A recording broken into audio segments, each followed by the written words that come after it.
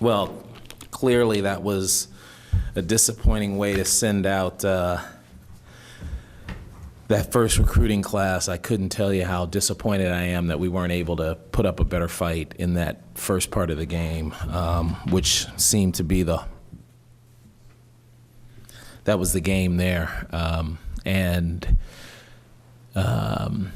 It stings because I wasn't prepared. I told them in the locker room I wasn't prepared to make the end of the year speech today. And so it's a bitter taste in our mouths ending on this note. But I don't want to take anything away from Radford. I thought they came ready to play, and we weren't. And by the time we got ready to play, the game was in out of our hands, and we had to fight back just a little too much to try and bring that back. But having said that, I want to make sure that I note that this group of seniors, including the walk-ons, but particularly the fifth-year seniors, Roberto and Angus, have been a real treat to coach. And you have to remember those guys were part of winning a lot of games here, and this isn't an easy place to win at, and they won a lot of games. So Sean was nice enough to share with me that there's only been 3 teams that have gone 8-10 in the conference in the last 21 years, and Angus and Roberto have been a part of 2 of those. So they should, hopefully when they talk to you, they had their heads held high. I know it's probably pretty hard on a night like this. So with that, why don't I open up for questions? Did we just get you off guard? Nah, well, you know what? I shouldn't say no. I should say that, yeah, we played like they caught us off guard, but you know, we were trying to warn ourselves about this for the entire time we were practicing, and you know, there's no excuses whether you're having exams, whether you had a rough loss, whether you were looking forward to playing in a different tournament. There's no excuse for coming out and being that flat.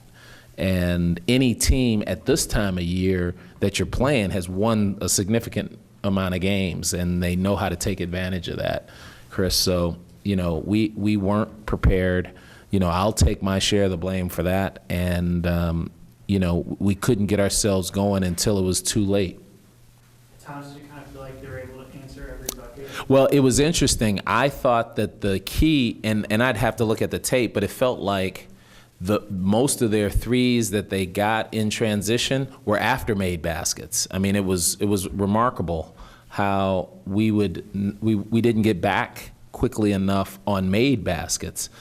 But you know, they shot the ball really well. We knew they were a good shooting team, but I mean, it was something to see those guys make shots like that. That had to be one of the hotter starts you've ever seen an opposing team have. Well, especially here at Gill. I mean, it's happened to us on the road and at neutral sites, but here at home, having a start like that hot, it has been a while. It has been a while. So. But we also had a slow start, which exacerbated it. I know you, after losses, you said that you don't like to compare losses, they all stink, but knowing that it was now the last game for guys like Roberto and Angus, does this one actually do the same one? Oh, yeah. And as I said when I started out, I wasn't even prepared to make a end-of-the-year speech. I mean, I'm going to have to put together something and talk to the guys at a later date, because this one was so stinging, to use your word, that it wasn't much more you can say. But yeah, I mean, it's been a real honor and a treat and a pleasure, all those adjectives, coaching Roberto and Angus and Devon over the last 4 and 5 years. They've really made me proud, and they've made our program better. You know, they've made this place at least a little bit easier to get guys to come out here. You know, and they've helped put us on the map. So it's going to be tough not having those guys around. I mean, I've been here 6 years and they've been here 5. It's like sending a kid away to college. Craig, on Roberto's last shot, he said he thought he was fouled. Oh. He's just chucked up a shot. Would you prefer he would have just? No. We go over end of game scenarios, and we're a team that likes to foul when you're up 3. So we knew that's why they called the timeout, to foul us. And we told the ref they're going to foul us, and we're going to shoot it right when they foul us. And I thought Roberto timed it perfectly because he acted like he was going to try and split it, and then they went to reach at him, and he shot it. Now, I would have been, I don't know. I'm not a ref. He did exactly what we wanted to do. We were hoping that, turn it into just getting 3 foul shots and hopefully tying it. I mean, 4-point play would have been a bonus. Maybe you talked about it a little bit already, but with Devon and Angus and Roberto, either collectively or individually, what do you feel like was their biggest contributions here to the program? Well, first and foremost, and I don't want to jinx it, but Angus has got his degree, and Roberto and Devon are very close to getting their degrees. That's a big deal, especially for Roberto and Devon, where they were when they first started here. Secondly,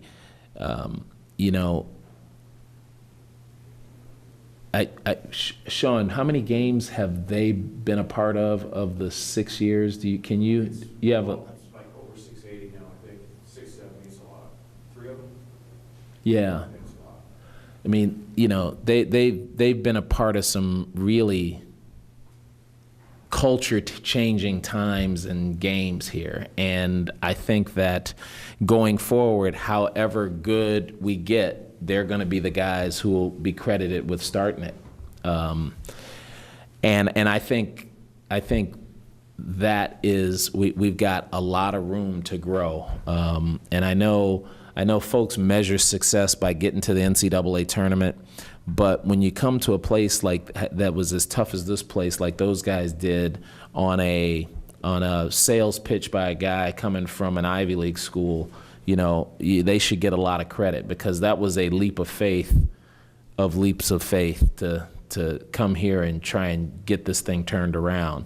And I want to make sure that everybody who can hear me knows that they are an extremely big part of at least the turnaround in the culture, the amount of wins we've gotten, the way the program is perceived now compared to where it was perceived before they got here. I mean, there's just, you could just go on and on.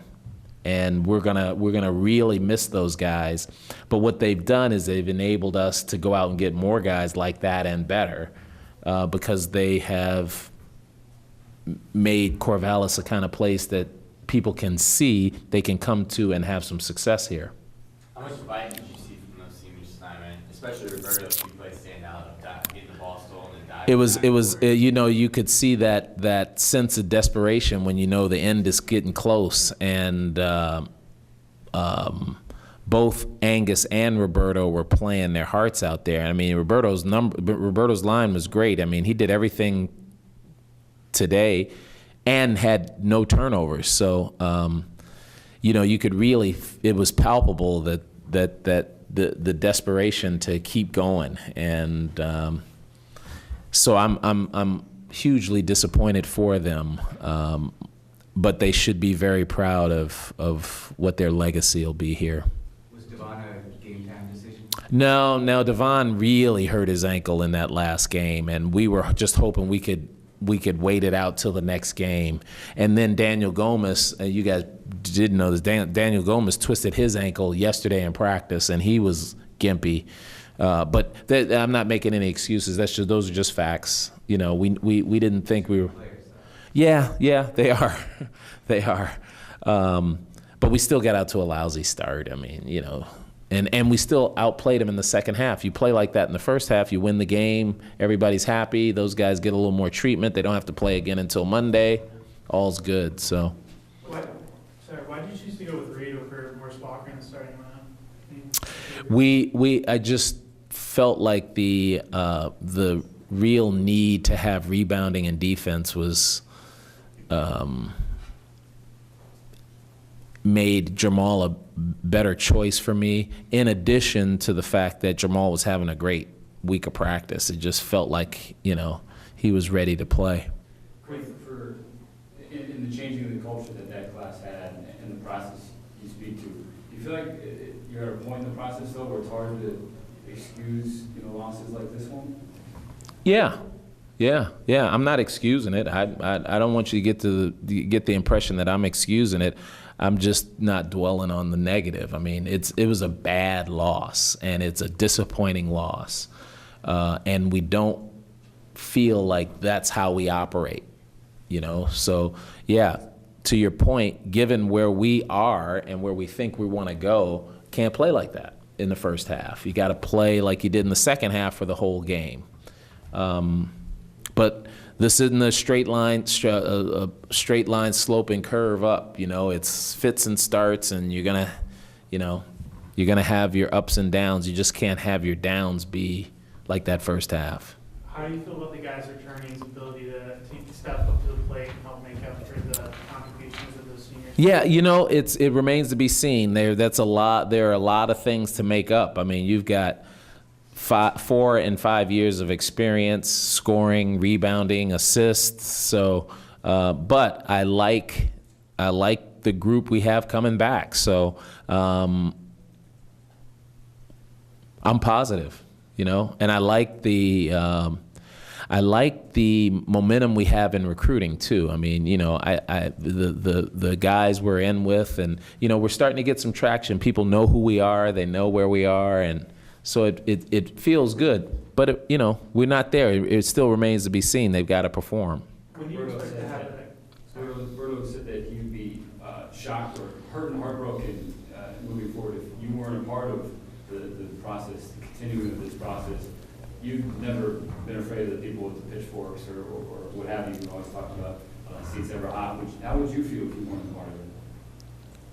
Well, I'd be disappointed because I think we still have some room to grow and we're moving in the right direction. And I like finishing the job, but you and I always talk about, the perception out there is things need to happen faster than they are happening.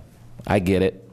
If I'm not a part of it, that would be disappointing to me, and I appreciate Roberto saying that. I should pay him for that.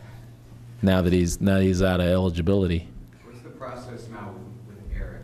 I mean, do you wait to have him make a decision? Do you guys sit down at any point? Yeah, I imagine that sometime after this cooling off period, we'll sit down and just have a chat, and I'll help him as much as I can. He won't be able to test the waters without going this time around. So, we'll have to make sure that his decision is what he wants, and I'll help as much as I can. If he's staying or if he's going, I would be happy to help in whatever way I can. If he decides to stay, that'd be great, and we start working on the future. But either way, he's part of the family, and we do anything we could to make sure his next steps are positive.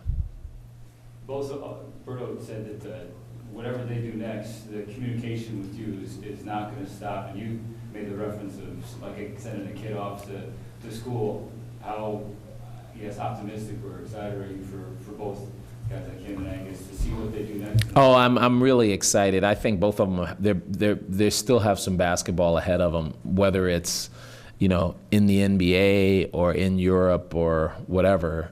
We're coaching 7th grade. I think both of those guys still have a real love for the game and will have an opportunity to keep playing. But I'm really more excited about the after basketball stuff with those guys. I mean, Angus has got his degree at the end of last year. He's going to probably end up playing overseas for a number of years, and it'll be interesting to see what he's doing after basketball. Same with Roberto. I mean, I know you guys have gotten to know Roberto over the last 4 or 5 years, but he is way more than a basketball player. He's such a great citizen of this university, as are all the guys. But he's very out front and very forward thinking when it comes to the pride in his university. And I think where he ends up after basketball is going to get a really good community member. That enough? Thanks, Greg. All right, guys.